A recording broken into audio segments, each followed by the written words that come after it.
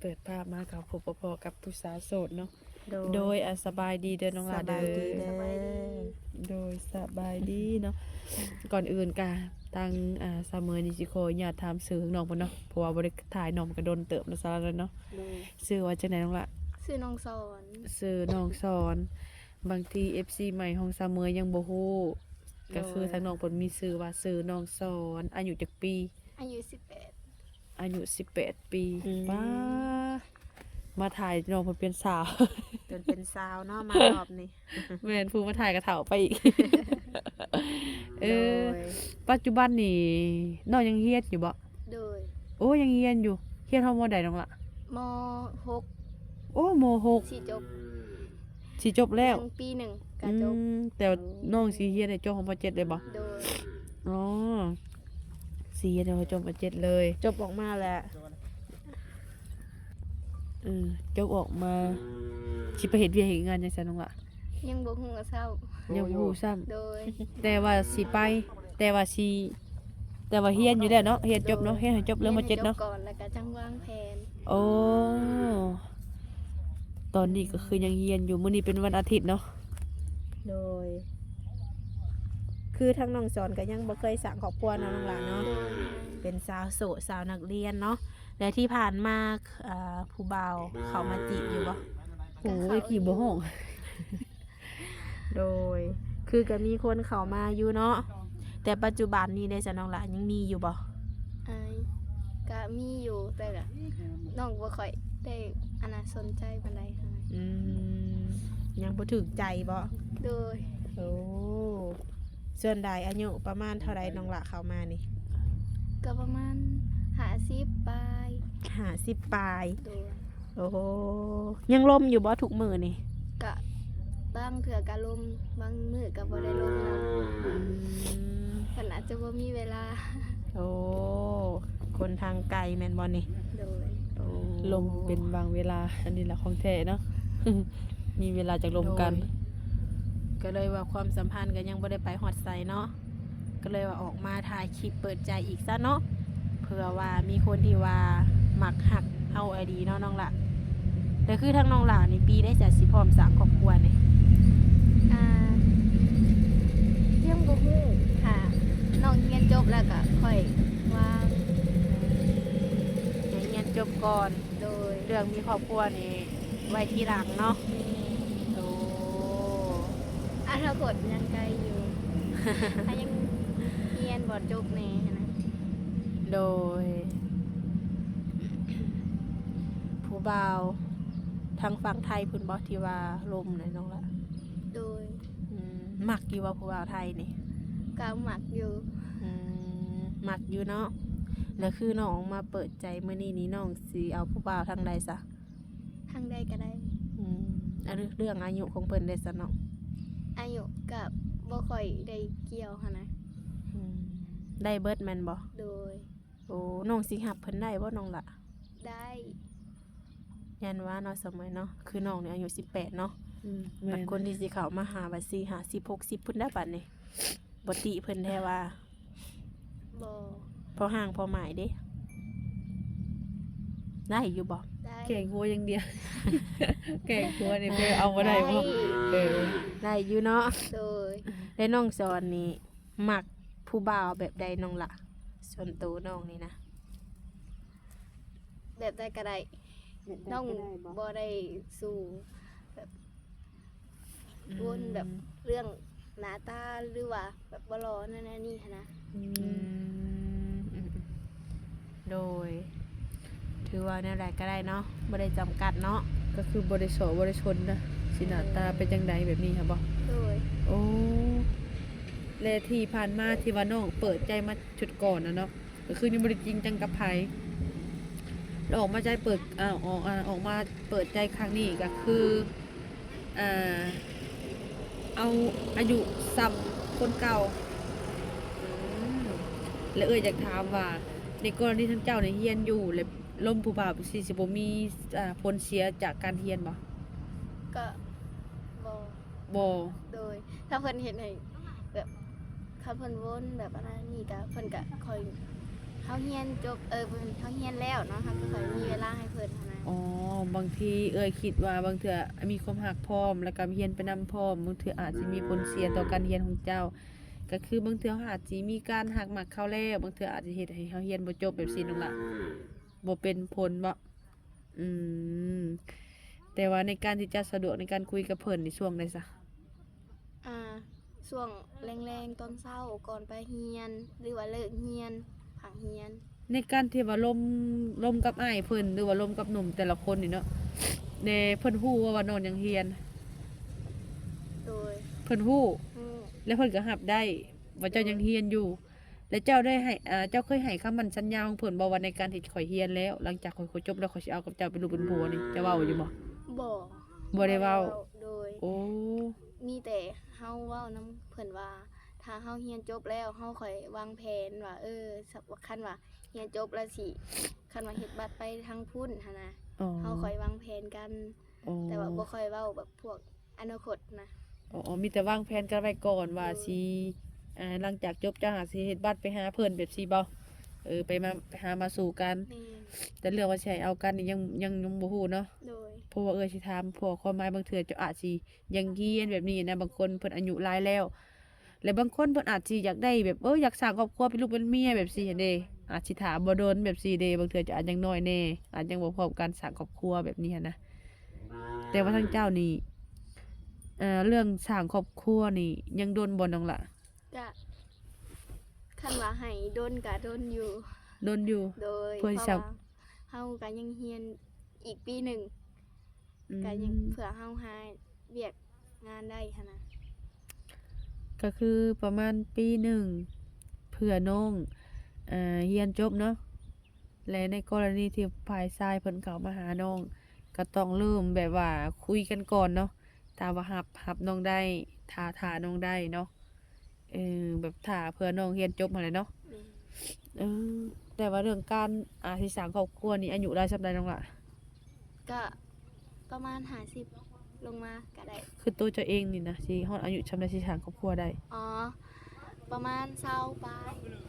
ปลาย 20ปลายปีประมาณ21 22แต่สิสร้างครอบครัวนะ โดย โอ้แต่ว่าในกรณีที่ว่าเปิดใจหานี่คือต้องได้คุยกันซื่อๆเนาะ คุยลมเป็นแฟนหั่นนะ อ๋อคุยคบหาเป็นชูเป็นแฟนกันไปหามาสู่กันได้ ได้ อ๋อแต่ว่าสิให้มายังเป็นแบบลูกเป็นเมียแบบสิยังบ่ได้เนาะ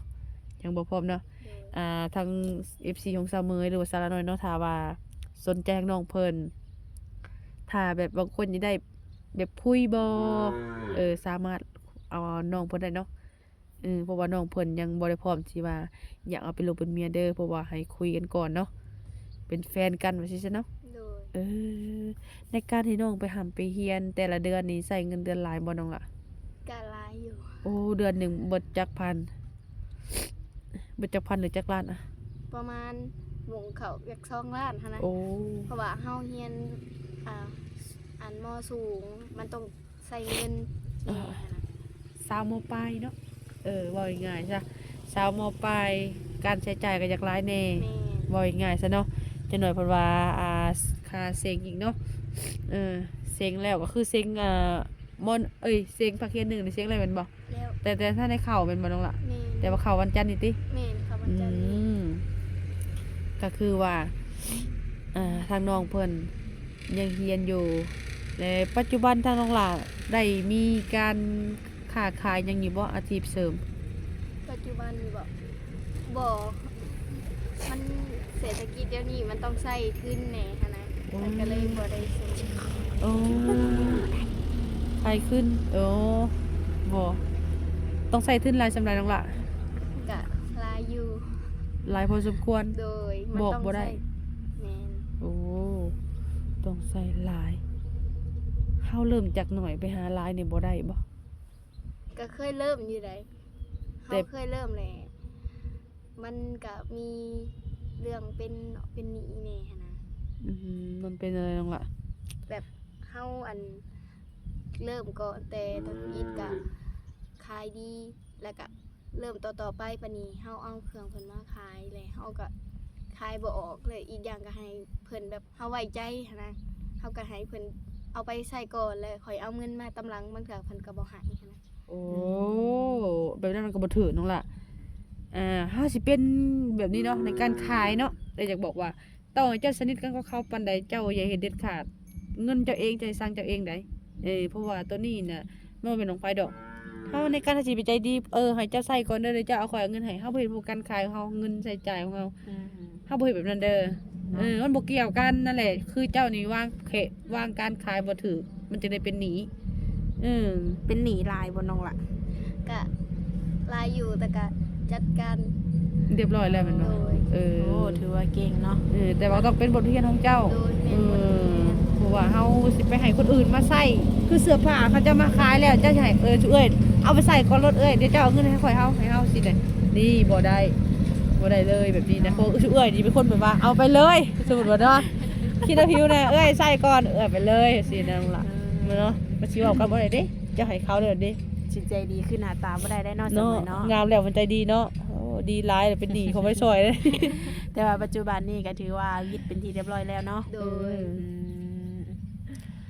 โดยทั้งถ้าพ่อถ้าแม่อยู่ดีไม่แห้งอยู่บ่น้องล่ะ โดยอยู่ดีมีแฮง เพิ่นยังบ่อยากได้ลูกเขยบ่ ยังบ่ฮู้เพิ่นยังบ่ได้ถาม ลูกสาวเดียวแม่นบ่ แม่ ไปอยู่นํสามีได้อยู่บ่นี่เนาะ มูลขอนเลยมูลขอนได้สาวเดียวนี่ ลูกสาวเดียวค่ารองแพงได้เพิ่นว่าพอสิฮู้บ่ค่ารองตัวเองเท่าไหร่นี่ บ่ฮู้ ต้องเอาหลายๆหลายๆกะ เนาะบู๊บ่กระดองเจ้าของกะ อย่าเอาคำหลายได้น้องหลายคำทุกมือนี่ นักพอสมควรบ่เอาครึ่งโลเนาะ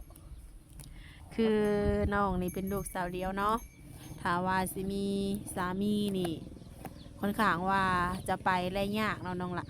ถ้าน้องไปนี่ ถือว่าบ่มีพายุน้ำเพิ่นแมันบ่ แม่ถ้าว่าไปหลินแบบไปหลินนำได้อยู่หั้นนะ ไปอยู่พุ่นเดือน1 2 เดือนได้บ่แล้วก็มาอยู่พี่แบบนี้ฮะนะน้อง คันส่วนผักเฮียนก็ได้ โดย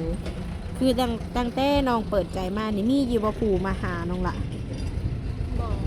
บ่มีบ่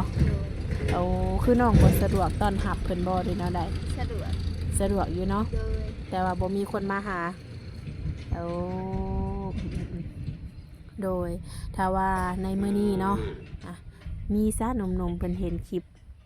เพิ่นบ่อยากมาหามาเบิ่งตัวจริงแบบนี้ได้ซะ มาได้ มาได้บ่ต้องนัดอีหยังก่อนบ่ บ่มันก็ได้ มาหาเลยก็ได้ แบบมาหลินนำกันนะ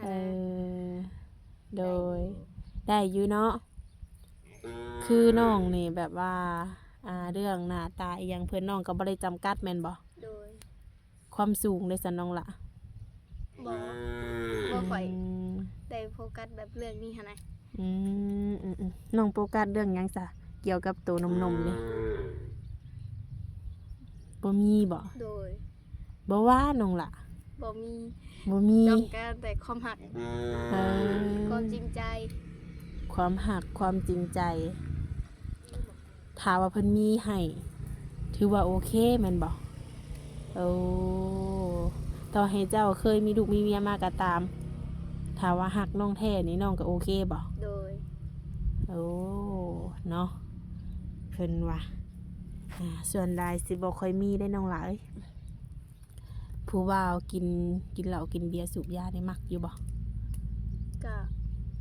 สุบยานี่บ่มัก บ่มักเนาะสูบยานี่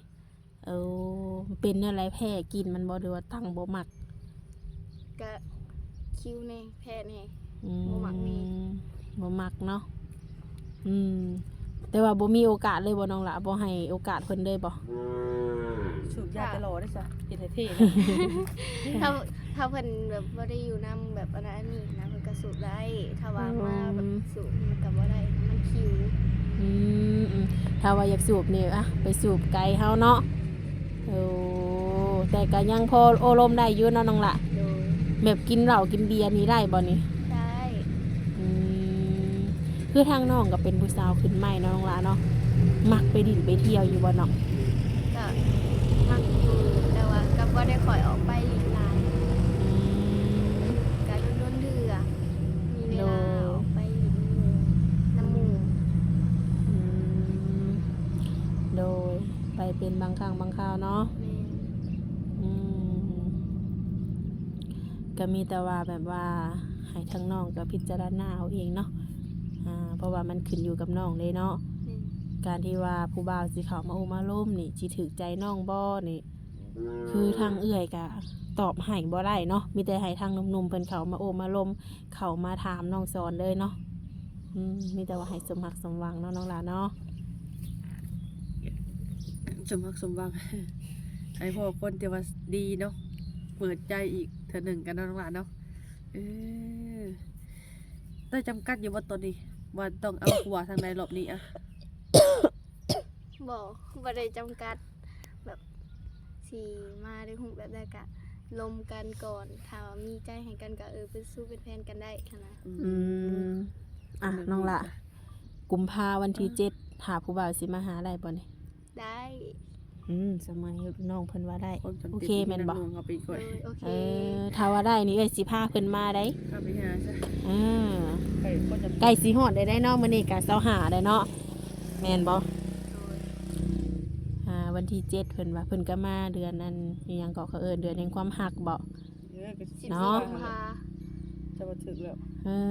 บ่แน่ได้เพิ่นอาจจะอยู่สักทิศ2ทิศเพื่อมาเห็นน้องสอนถูกใจบัดเอาให้ดูเฮ็ดเมียเลยก็มีบ่จัก จะพาไปมาข้อสองให้กูเจ้ามีเลยเหรอสองทิศคน บ่หยอกน้องเพิ่นเนาะ ย่อยเนาะสองทิศว่าซะ โดยโอเคเนาะน้องหลานเนาะก็ถือว่า เปิดขึ้นสิถ่ายบ่ได้แหละ ก็ถือว่าทางเอ้ยก็ได้มาโอบมาล้มเนาะมาถามไทยคือที่ผ่านมาก็พอมีอยู่ผู้บ่าวเนาะ โดย แต่บ่ได้ถึงขั้นว่าคบหาเป็นสู่เป็นแฟนเนาะปัจจุบันนี้สถานะหัวใจก็ว่างเนาะ โดย โสด100%เพิ่นว่าโดยมีแต่ว่าทางเอ้ยก็สิขอตัวกลับก่อนเนาะน้องหลานเนาะไว้พบพ่อกันในคลิปหน้าเด้อน้องหลานเด้อโดยสบายดีเด้อ โดยสบายดี